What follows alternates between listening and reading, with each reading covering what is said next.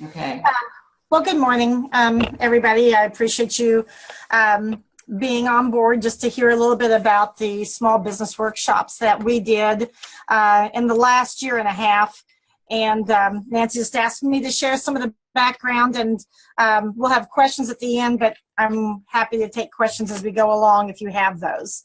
So Nancy, if you'll go to the second slide that says background on it.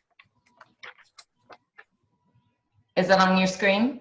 I can't see anything, it's black. Oh no. It's on my screen.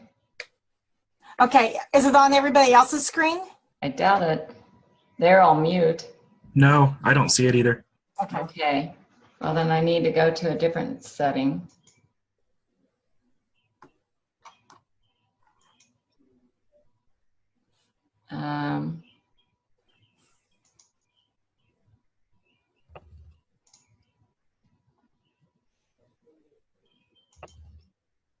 Okay, now do you see people again? Yeah, I see you. So I think if you would Okay. just have to bring up the PowerPoint and. Okay.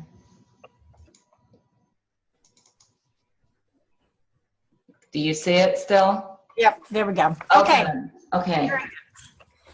Okay. Back in 2013, as we were trying to get our funding passed for 2014, we got our funding cut by county commissioners by about 10%.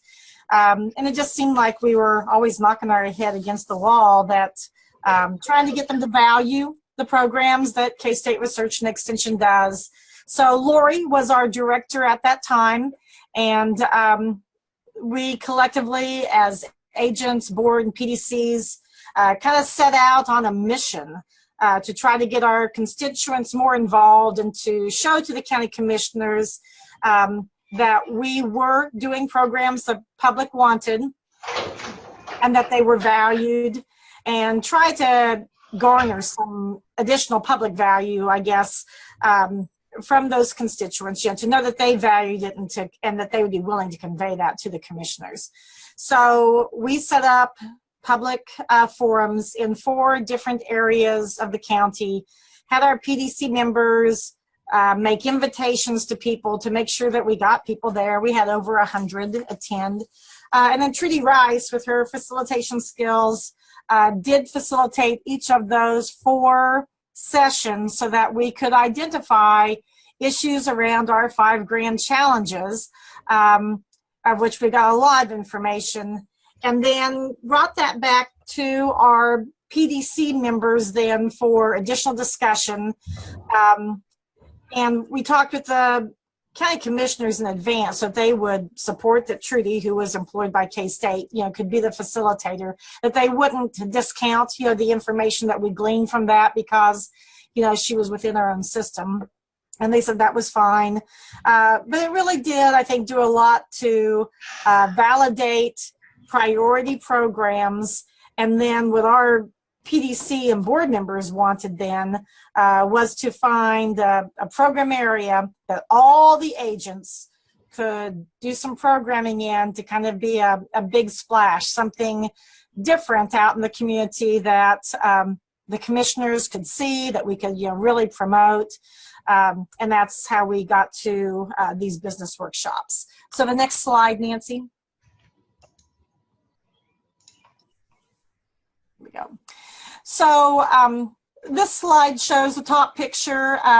You'll actually see one of the commissioners was at, the community forums. Our PDC members, led those. And as we got through those, the PDC members narrowed down all these different topics. The thing that overlapped in all the areas was food production education. And it's certainly not that we weren't already doing programs, in that area.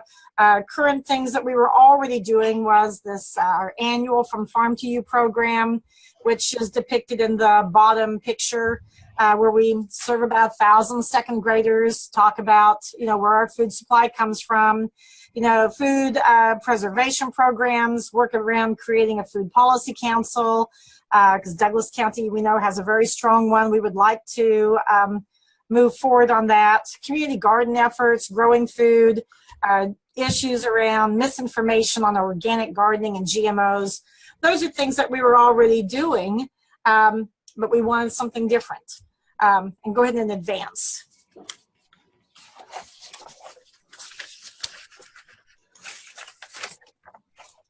So as we were discussing this, several of the agents attended a workshop in January in Leavenworth that was hosted by Kansas Department of Agriculture. And it was really exciting. And I would say the takeaway, there were 4 of us there, and we just talked all the way home about a few things. First of all, they were promoting a lot of extension resources, almost like it was theirs, you know, and it made us feel like, hey, are we capitalizing the best that we can on the promotion of our own unique resources from K-State? And we knew that our county commissioners are really looking at dollar signs.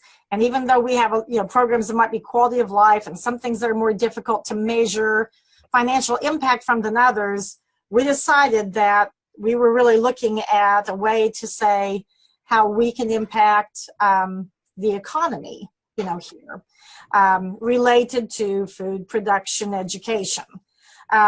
So, how can our focus on food production education, more positively impact the local economy? That was something that we wanted to be working on. And we determined that the venue was a key attraction. We had already thought we were going to do some programs, and we'd, booked the Farm Bureau and the museum, and we decided that they were just too boring. That part of what attracted the audience where we went, it was the Schwinn barn up there in Leavenworth, and seeing it and hearing the entrepreneurial story just really brought the agritourism aspect of that venue home to us. So we wanted a unique site. Go ahead and advance, Nancy. So as we were looking at those things, 2 ideas emerged, and we actually worked on them at the same time, even though one preceded the other by several months, because we were trying to figure out who the target audiences would be for each. We decided that we would start with the first one being starting a small food business, because we were going to be able to capitalize on some extension resources, which I've got listed in my next slide. And the second one would be from llamas to lodging. Now, we did not have the title of that at the time. We just knew we wanted to be more agritourism based. The first one was going to be related to food, restaurants, food trucks, things like that. And so as we started looking at that and dividing what's going to be what, the food business one, we target, like I said, food trucks, restaurants, caterers, highlight the value added center and the work of Fadi Aramuni. We wanted to highlight that we are the go-to people for food safety and feature what Londa, could bring to the picture. And of course, I'll get into our schedule a little bit later, but we had a full day, and the schedule was much more than that. But most of the morning, at least, featured these experts that we have from K-State Research and Extension. And then even as we put in our panel, we had a panel late in the afternoon with people who are food entrepreneurs in Topeka. And so one group like Cashmere Popcorn, who is relatively new to the community, they had a pop-up store, and then they put a permanent store in downtown Topeka. They had used Fadi, for their work. And so we're able to kind of put people on the panel like Rex Reese, who's with Reese's Orchard. He's used Fadi as well. So even though we may not be saying it proactively, take a look at the way these people use K-State resources. They did it for us. And that was kind of part of it. This venue, we chose to be at Glacier's Edge Winery, which I'm just going to say it's kind of weaving a path for us to go forward. It was a unique venue. It has a little bit of both. It's a food business of wine, as well as agritourism. But just trying to find a place that we could go that was unique and that had a decent price. He's a former student of mine, and I will play that over and over again for every favor I can get. So he rented us the venue for $100, which was right in my budget, which was low. Then the llamas to lodging one really was going to be agritourism. And here is where we could invite in growers, farmers. Destination venues seem to be a big thing right now. Somebody who wants to take their barn and turn it into a wedding venue. And even the Glacier's Edge Winery had started out as just growing grapes. And then they had built the room and everything for the winery production, for the wine production. But then he had just decided about the year before that they were going to build a big venue to host weddings. And that creates an issue I'll talk about here in just a little while. But we tried to bring in a few extension experts, not as many on this one. Will Boyer was probably the main one who had a true extension connection. He talked about environmental concerns. But this time, we brought in some other experts like Sue Stringer, who is known to be kind of worldly about all the different kinds of agritourism things going on around the state. And then we featured some business champions, though, again, ones that we knew had used extension resources. Tim Gerhardt with Cowcan Enterprises. It's a hydroponic farm industry that's very new, but they are selling their lettuce and such to Hy-Vee stores and also over in Lawrence. Gary Starr, who had Gary's Berries. He had used extension, many years ago and really applauded, the efforts because he kind of jumped into it, feet first and then ended up with a big investment and a lot of problems. And so he was using extension to kind of bail him out to figure out what he should have done. So it was interesting to get those stories and just to subtly say, I used extension resources over and over. Our venue this time was Ravenwood Lodge. And I bet I had 4 or 5 people tell me, I wasn't sure I was going to come, but I saw us at Ravenwood and I've always wanted to see it. And so to some degree, for a $25 registration that included a meal, they could come, maybe, learn a little bit and got a chance to see the venue. So I just don't want to, underscore how important I think the unique venues were for these programs for us. Okay, the next slide. So here's my agendas, and I realize they're a little bit, hard to read, but you've probably seen them before as I emailed them out, and if somebody wants a copy of it, I can email it directly to you. But we did start with people understanding the objectives. This is the food business one. So as I said, we had Fadi talk about the development of food products, concept to consumer, and what the Value Added Center can do for them. Food safety regulations have a lot of people who want to do things at the farmer's market. And so between Londa and him, they can talk about the different guidelines. If you want to do it retail, that's more expense, more work that has to be done. But Fadi has process authority for things that are just going to be sold at a farmer's market. And a lot of people who are new, I've got this idea for a food product, are thinking about just trying to sell a little bit of it first and see if people bite on that before they might go through the full expense of trying to do what they have to put it on the shelf at the grocery store.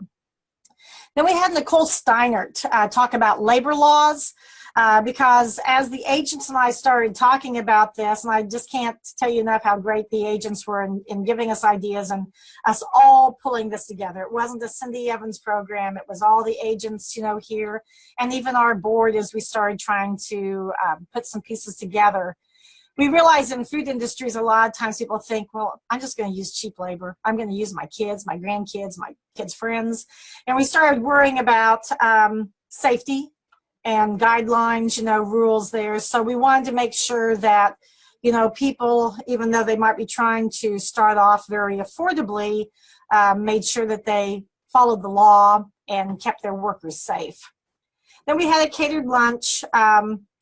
And in the afternoon, then we tried to put our KDA people together and again, give them credit, a little bit of a flip of what we had seen when we first imagined this idea in January. Adam Inman is an inspector for food safety and lodging, so he talked about the requirements of setting up a licensed kitchen. We talked a little bit about where incubator kitchens are located, not nearly enough for where a lot of people are. or affordable, except that one in Douglas County that we'd like to replicate. Services from KDA also include their marketing. So Carrie Weefall talked about what they can do to help market. And at that time, Julie Roller was with the From the Land of Kansas program. And so she talked about the different levels of participation in that program. Then we did have a sponsor for this program. Core First Bank had provided some of the money. So we let them talk for just about 10 minutes about their desire to partner with entrepreneurs. Then Carl Klein spoke about developing a business plan. He's the regional director here at the Washburn, Kansas Small Business Development Center. He is awesome, and this kind of forged a partnership that he and I, Nancy, has been on with my e-community with Startup Kansas, and Mike Steiner, who's the owner of Glacier's Edge, ended up coming on the leadership team as well. So it's just been interesting how the beginning of this process with starting the small food business has led to some partnerships that has led to other things besides just the business workshops, which has been important to me, I think, because all of you know that I'm real new in community development. I've been doing a different program area for the last 25 years. And as I've moved over here, trying to figure out how am I moving forward with something that looks like community development, this has kind of helped pave the way, and things have just unfolded. And then we had our local panelists, which it's interesting the things they bring, because Mike and Lisa Steiner, who are the owners of Glacier's Edge, said very clearly, oh my gosh, we needed this workshop before we did all of this, and that we still don't have a business plan. And Carl said, I can help you with that because you still need one. It doesn't matter how far you are into the process, because they have, ideas of growing it and building it. And so, I think they really gave a very clear message about, you've got to love this. You're going to live this, and it's going to be so much more than you ever dreamed it was going to be. It's going to be a lot harder. And even Rex, they all had kind of a different aspect. Rex talked about, here I am after growing up in a family farm business and being the family farmer now, and wanting to grow the next generation. How do I find someone to buy my business? So there was a lot of different aspects that were, brought up, in that aspect for the workshop. Okay, we're ready to go forward. Then here was the Llamas to Lodging agenda. And there's a little bit of a similarity, but not, completely. Sue Stringer, who's with Kansas Department of Wildlife and Parks and Tourism, travels the state, and she gave a really great overview about what she sees in the variety of agritourism businesses. And luckily, she was a tough cookie because we had a big audience. There was 55 of us at this meeting. And, there's always those 2 or 3 that are just, well, the state's trying to regulate this or regulate that. We can't do this, and make comments. And she could kind of answer the questions positively, but keep us moving instead of letting someone kind of undermine the program with that. And then I had brought in Anna Ortega to talk about zoning guidelines because I thought this might be a plus with my county commissioners, and it was. I mentioned about Glacier's Edge Winery as my venue for the first workshop, but they had actually been kind of a stumbling block here in the county because they didn't have a business plan. They didn't ask anybody anything. They've been growing vines. That's great. Why don't we build a building now and have a winery? That's great. Then they decided we're going to build a great big wedding venue. They built it first, didn't ask anybody. Then they thought they'd go get a zoning permit. Well, it was a real mess at the county commission because their neighbors, unbeknownst to them, really didn't like the idea of hundreds of people coming up and down that road to weddings. So it did not get approved the first time and went out for lots of discussion. And finally, the county commissioners buckled because they didn't have a plan to not let them zone and do that. But it's not the best way to go about that business, to build a very expensive facility and then see if that's going to work out. So they were very supportive and said that specifically. As I was in front of them in a commission meeting, I am bringing in Anna Ortega to discuss zoning guidelines. And one of the commissioners, who is usually pretty harsh, said, oh, I think that's a really great idea. So trying to give them what they want to see, address from us. I want us to be a good partner and for them to look to us for those kinds of opportunities when we can partner, when there's education in the mix. So then we'll discuss the environmental concerns, which was very interesting because a lot of people think to put camels or zebras, we've got buffalo or things, next to somebody who's running cattle, and that kind of freaks out their cattle apparently, and just about the things that waste that goes into water, etc. A lot of times people who are hobby farmers maybe haven't been to any training or haven't really thought about that aspect of it. So a lot about being a good neighbor and talking to your neighbors in advance of buying the zebras and camels and whatever it might be. And then Tim Gerhardt was just great. He's this business feature that we had. I decided that I wanted him to speak for at least a half hour or 45 minutes because he's got this cow-can, this hydroponic business that is just new but growing. Had been featured in the paper because the whole background of it is that he and the others that started it have children with developmental disabilities, and they could not find meaningful work for their own children. And so he talked about the business plan for this, that each of those children then also had a mentor that was usually another sibling or a cousin. So somebody who was functioning well with somebody else who needed a little bit more guidance. And just how valuable and meaningful that work has been to all of them, not just the children with the disabilities, but to those who are serving as their mentors. And just, he works another full-time job, so trying to figure out, how to have enough time to grow that industry and to find the places that will buy their product. It was really neat. And then over noon, we had business champions, just some unique things. I've talked about some of them. Ken talked about his lodge there. Nicole Lohr's, the Harveyville Project. Harveyville is the size of a speck. And they've got an old school building. She uses, yarn and does all kinds of classes, beer making, cheese making, using the raw milk, etc. So it had kind of an agri-tourism twist to that. And then again, we had KDA, Lynn Henriksen and Janelle Dobbins were our two at that time that talked about those same things that we'd had in the first workshop. Carl was there to talk about making the business plan. And then Gary Satter, who is with our Shawnee County e-community, by this time, this workshop was in February.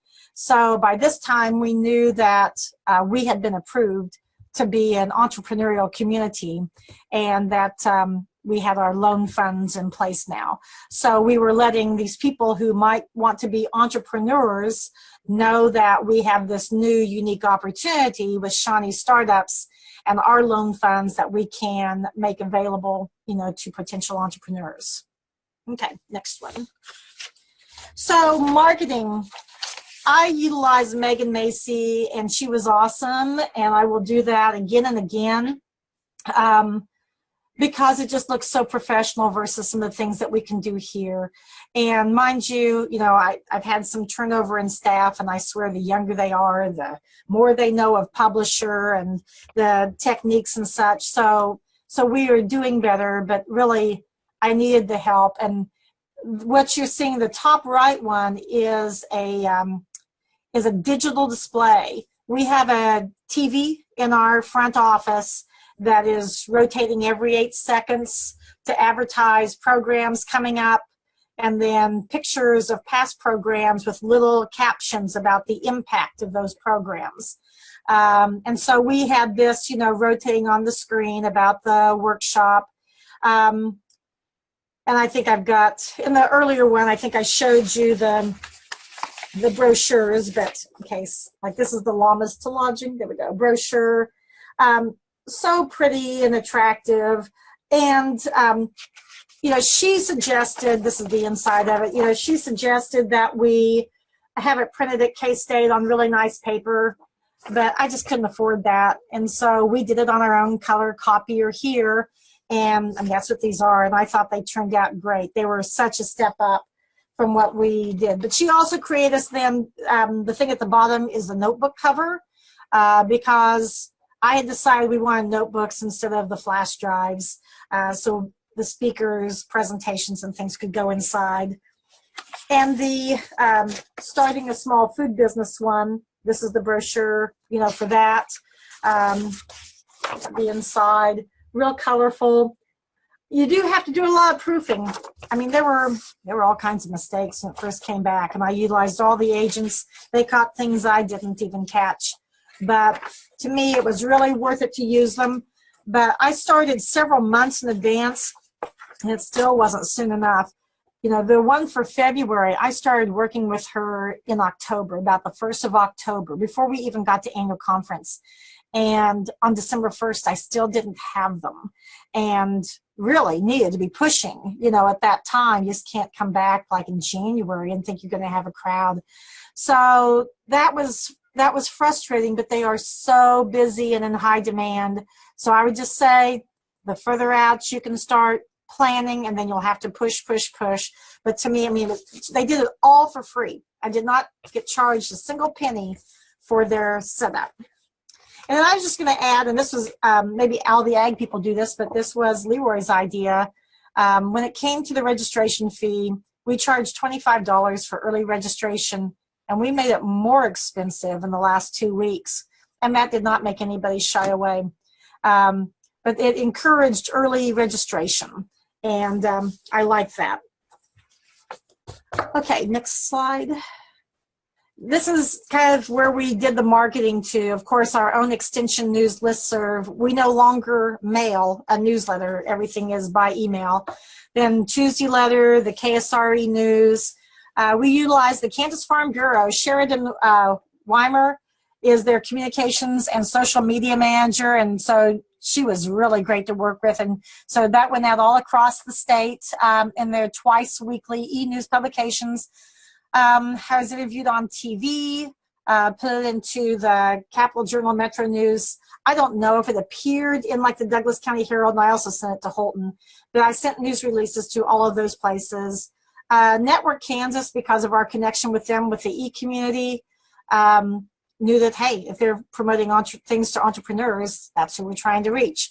So they also sent it out on social media, as well as my own local community group. I gave it to them, encouraged them to give it to anybody they knew or to pass it along. Pride, Kansas Pride at the state level, as well as our local Pride groups.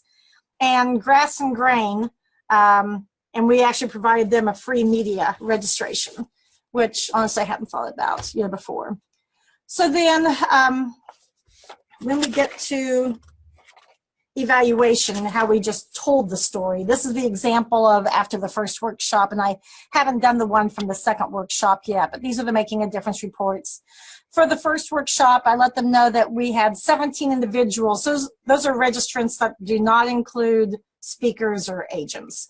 So there was about 25 to 28 in the room at a time, but there were 17 people who'd registered. They learned about food safety regulations, how to license a kitchen, and where help was available to create a business plan or to get technical assistance with food product development, labeling, and marketing. Local and state extension staff continue to provide support to entrepreneurs looking for technical help and financial resources to start or enhance their food-based business. And so what was the impact? Evaluations from the workshop listed these intended next steps. To balance enthusiasm with limited finances to plan for the first step, look into kitchen licensing options, increase marketing and product quantity, and complete a business plan. Then I had the success story, and that Dave Rattel, who owns Kansas Prairie Fire, he wasn't at the workshop, but heard about it and knew then that we had assistance. So he sought help. He started with me to guide him around some hurdles he'd had in getting his salsa at the farmer's market. And so I have a pH meter. And so I tested his recipes to determine the pH level, then talked with Fadi about it and thought we really needed to send it on to K-State. So Fadi helped him modify those recipes and provided a process authority letter for each product. The Value Add Center also created a nutrition facts label for each product and waived the $150 testing fee per product since it wasn't going on to retail. And so then Dave said, I was very happy with the help I received from the local extension office and the Value Added Center. I started this process years ago and dropped out. Selling my salsa is about to be a reality. So just, I've only got 2 slides left here, just so you know. With the first workshop, we had 17 people, 10 did a follow-up survey. All of them agreed that they improved their knowledge of the steps for starting a food business. And Nancy created the evaluation tool for me. I appreciate that. All of them agreed that they learned new resources to help them start a food business. 6 out of 10, now we're getting down to the nitty-gritty, said they were more likely to start or grow a new food business. And then all of them agreed that their support network of community resources and mentors was enhanced. So then the next slide was Lomas Lodging. I had a much bigger, crowd for this one. 40 registered and 37 attended. And then, like I say, if you add the 11 speakers and the agents, of which you can't discount them because most of my speakers, I'd say half of them are entrepreneurs too. Most of them were there for most of the day because they wanted to hear and learn, from them as well. But they rated the speakers highly, and then 27 participants returned the evaluations. So of them, 7 indicated they plan to start an ag-based business in the next 6 to 12 months. 7 indicated that they currently have an ag-based business. So these are 7 different people. So there's 14. Well, 7 are going to start, 7 already have. And 14, might have been them, who knows, indicated they determined the next step for starting or growing their business, which included getting a special use permit, creating a business plan, starting egg sales, research zoning in my area. Then as a result, 22 agreed or strongly agreed they improved their knowledge for the next steps of starting an ag-related business. 23 agreed or strongly agreed they learned new resources to help them start that type of a business. 20 agreed or strongly agreed they were more likely to start or grow a new ag business. And 24 agreed or strongly agreed that they increased their support network. And so then the pictures at the right are from the Cow-Can, and you can see their packaging and everything, which, like I said, is in Hy-Vee stores. So, in summary, I would say that, I have tried to utilize the administrative comment portion of our county commission meetings to invite the commissioners to the workshops and to update them, because they're televised. So I wanted to let them know about speakers and attendance. Once I knew that we were at capacity for Ravenwood Lodge, you can bet I made sure I said that we have all that we can handle, because I want them to know this is something people want. And then I secured, the one speaker who was about the county zoning. I've already talked about that a little bit. And the commissioners are glad that we were educating people about best practices for accomplishing the steps in starting or expanding a business. And I sincerely feel that we've got greater support for extension funding. Obviously, this is just one other thing. We do all the things that we all traditionally do in extension. But it was a way of getting something just more in the public eye, something different to promote that was truly an extension wheelhouse. We felt like it was worth the effort. And that's it. That's all I've got. Be glad to answer any questions.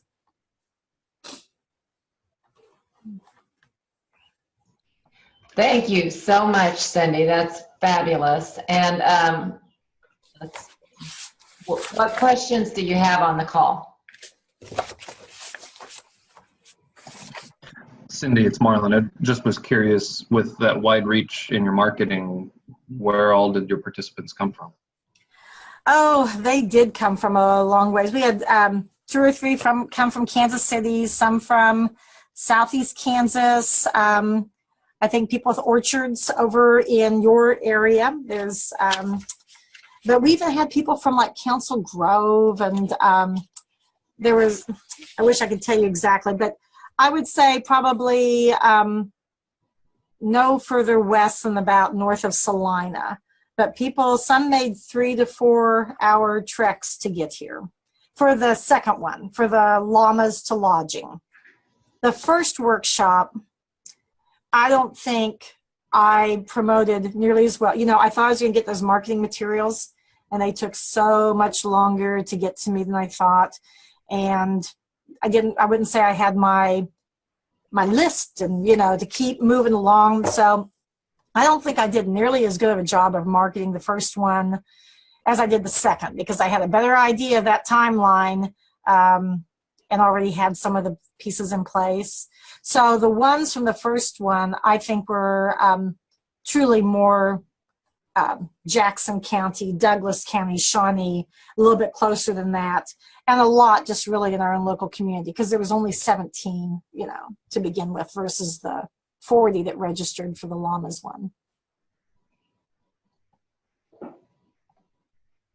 What other questions do you have?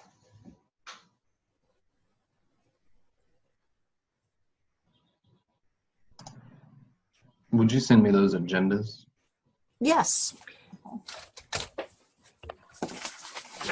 Do you want me to? I made a speaker sheet as well that lists every speaker's contact information. Would you like that as well? Sure. And if you'd like, Cindy, you can just send it to me and I'll send it to all the participants. Okay. I decided that it would be more efficient to give everybody all the information so they weren't trying to email me afterwards. Oh, can you send me this person's name or their email? I just wanted to know right from the start, everybody speaking today, you've got their phone number, their emails in the packets so that you could, you know, contact them directly. Okay. Any plans for another round of workshops? Not right away. I imagine that we'll, you know, repeat those at some time, but they are labor intensive getting that many speakers, you know, lined up. And I would not say that we didn't make any money on this. The first one, we did better because I had the sponsorship, but it wasn't a big sponsorship. I kind of think we had to feel the water to maybe get someone to do it.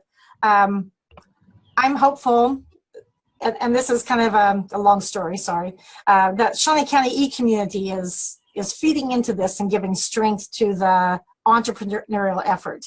And so we are hosting a lenders luncheon in July here for, you know, many people from the financial community. And I am hoping that we get some more support going that way. So then maybe when we want to redo these workshops again, that some of these lenders have worked with us on a e-community loan and maybe willing to cough up a little support for a workshop that would specifically be focusing on entrepreneurs. So. Very good. Nothing real soon anyway. So. Very good. Well, I thought it was interesting though, Cindy, you might share what your next step in your e-communities are, because I think a lot of these people have e-communities and I don't know whether they're having any trouble getting references for people who need loans. Well, certainly like Douglas County, I know has 2 e-communities. I'm coming over there next week, well, 2 weeks, to their lenders luncheon there.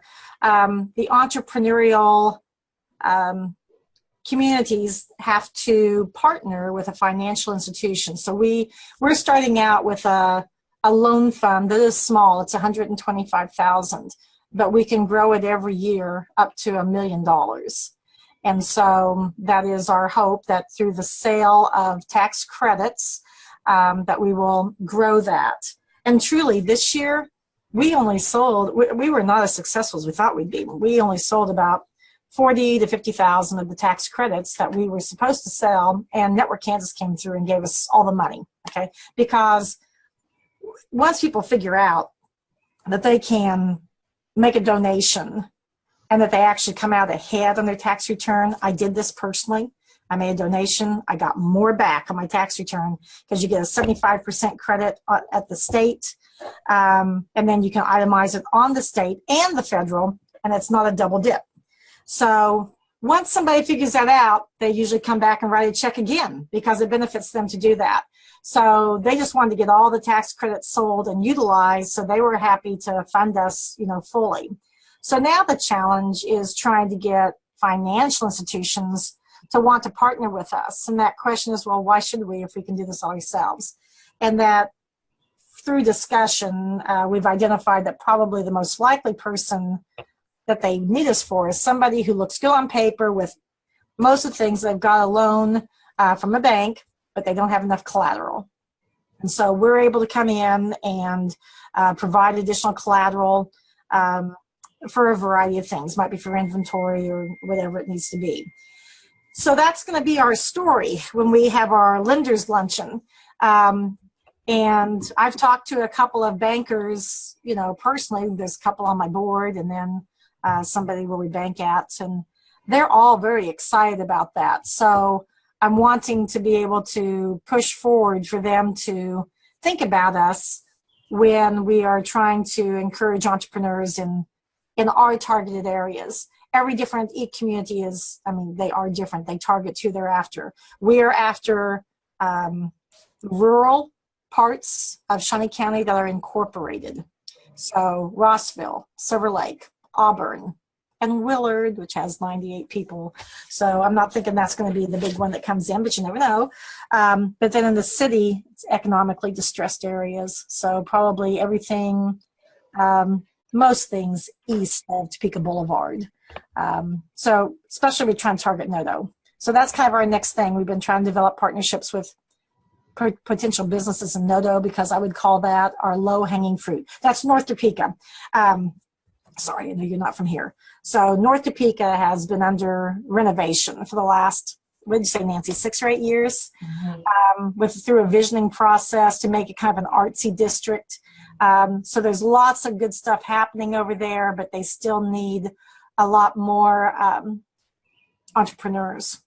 And so, maybe it'd be a food truck kind of person that would be over there. I don't know. Wonderful. That's our next step.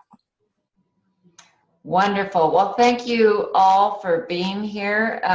Does anybody else have any announcements that they want to share, or anything that you're working on that you want advice on, or?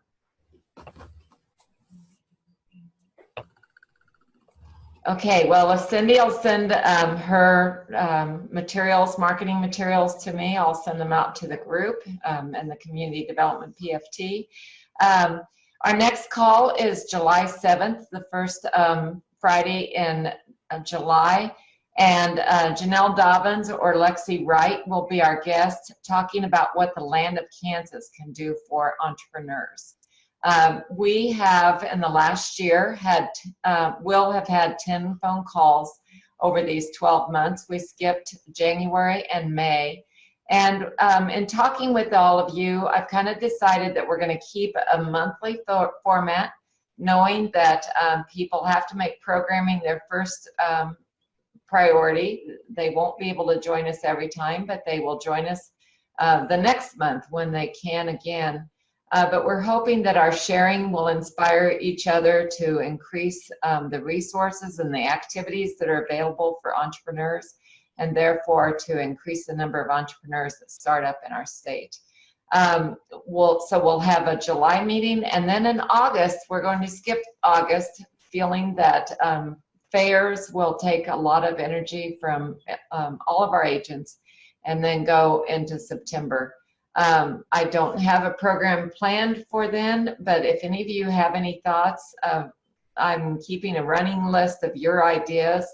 And if you have an idea right now for me or in the future, please send me your ideas for either things that you need to hear about or things that you've heard about that were really interesting to you and you think others would benefit from.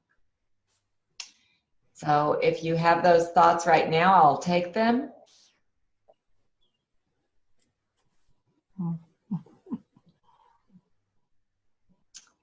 And otherwise, I'll see you on July 7th at 9:30.